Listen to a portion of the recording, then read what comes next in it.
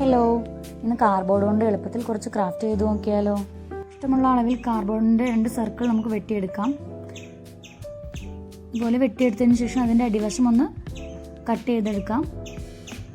ഇനി നമുക്ക് ആവശ്യം ഇതുപോലെ 3 കാർഡ്ബോർഡ് പീസുകളാണ്.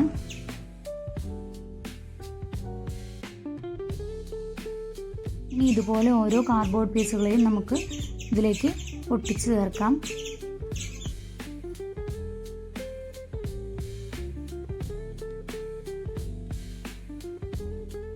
ഇതുപോലെ ഒട്ടിച്ചതിന് ശേഷം അടുത്ത സർക്കിൾ ഇതിന് മുകളിൽ ഒട്ടിച്ചു കൊടുക്കാം.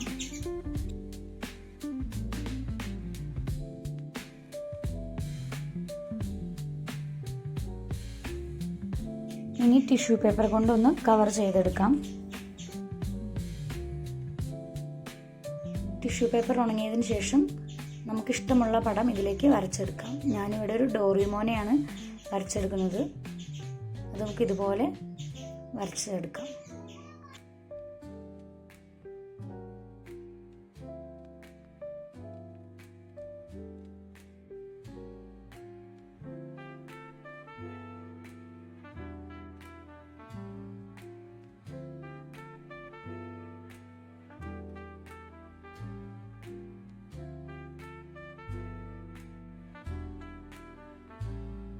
ഇനി നമുക്കിതിനെ കളർ ചെയ്തെടുക്കാം.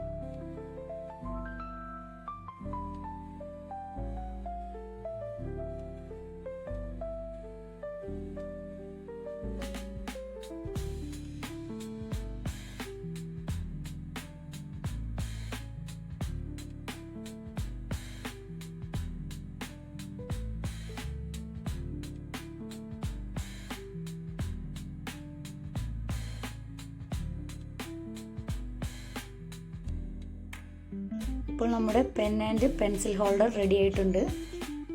എങ്ങനെ, നിങ്ങൾക്ക് ഇഷ്ടമായോ?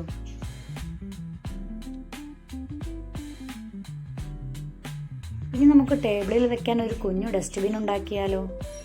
അതിന് ഇതുപോലെ ഒരു കാർഡ്ബോർഡ് ബോക്സാണ് ആവശ്യം. ഞാൻ വിചാരിച്ച മോഡൽ ഒരു ബോക്സ് ഒന്നും കിട്ടിയില്ല, അതുകൊണ്ട് വർക്ക് ഇത്തിരി കൂടുതലായി.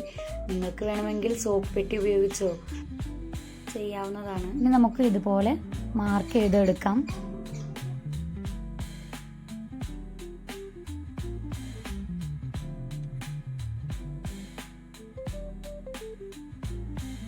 ഇനി നമുക്ക് മാർക്ക് ചെയ്ത ഭാഗം കട്ട് ചെയ്ത് മാറ്റാം.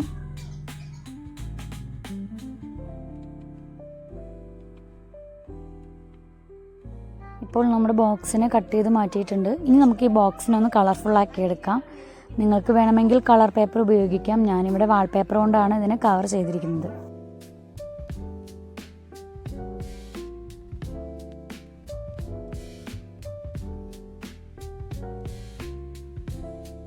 നമുക്ക് ഇതുപോലെ റീഫില്ലറും ഒരു സ്കെച്ച് പെന്നാണ് ആവശ്യം.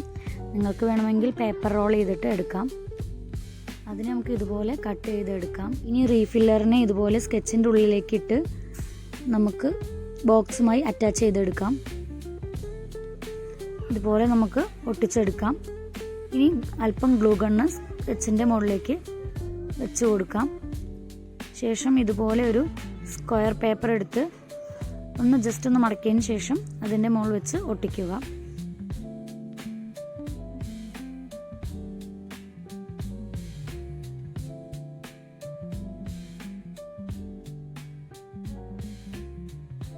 അപ്പോൾ നമ്മുടെ വേസ്റ്റ് ബിൻ ഇവിടെ റെഡി ആയിട്ടുണ്ട്. ഇനി നമുക്കതിനെ ഒന്ന് വർക്ക് ചെയ്ത് നോക്കിയാലോ.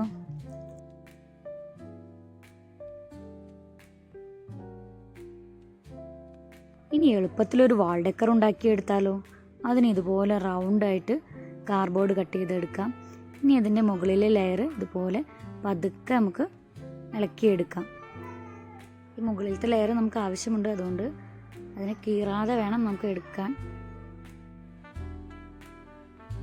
നമ്മുടെ കാർഡ്ബോർഡ് വൃത്തിയായിട്ട് തന്നെ നമുക്ക് അടർത്തിയെടുക്കാൻ പറ്റിയിട്ടുണ്ട്.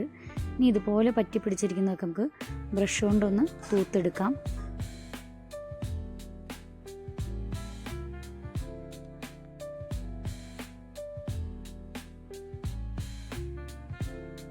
അപ്പോൾ നമ്മുടെ കാർഡ്ബോർഡ് വളരെ നീറ്റായി നമുക്ക് കിട്ടിയിട്ടുണ്ട്. ഇനി നമുക്ക് ഈ മുകളിലത്തെ ലെയർ ഇതുപോലെ ഒന്ന് മടക്കിയെടുക്കാം. ഇരുവശങ്ങളും ഇതുപോലെ നമുക്ക് ചെയ്തെടുക്കണം. ഇനി ഇതുപോലെ ഒരു റിബൺ വെച്ച് നമുക്ക് അതിനൊന്ന് കെട്ടിക്കൊടുക്കാം.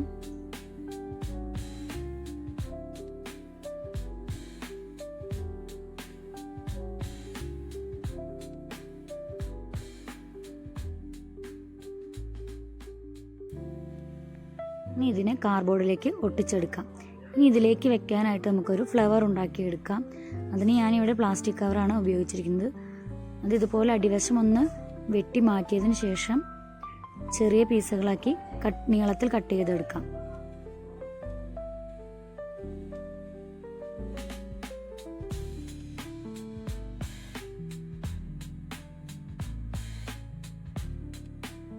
ഇനി ഇതുപോലെ നീളത്തിൽ 2 പീസ് കട്ട് ചെയ്തെടുത്തതിന് ശേഷം അതിനെ ഒന്ന് നടുമടക്കി വീണ്ടും കട്ട് ചെയ്യുക.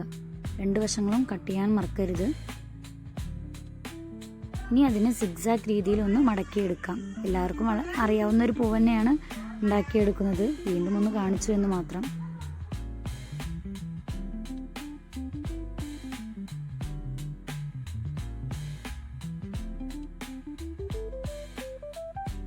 ഇതുപോലെ ഒരു കമ്പി ഉപയോഗിച്ച് അതിനെ കെട്ടിയെടുക്കാം.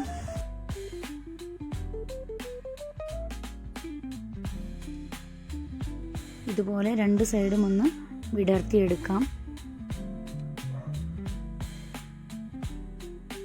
അതിനുശേഷം ഓരോ ലെയറായിട്ട് നമുക്ക് അടർത്തിയെടുക്കാം.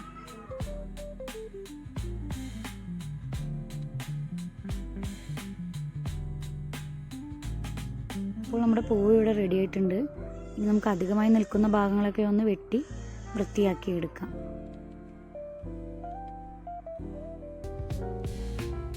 ഇതുപോലെ ഞാൻ കുറച്ച് പൂക്കൾ ഉണ്ടാക്കിയിട്ടുണ്ട്.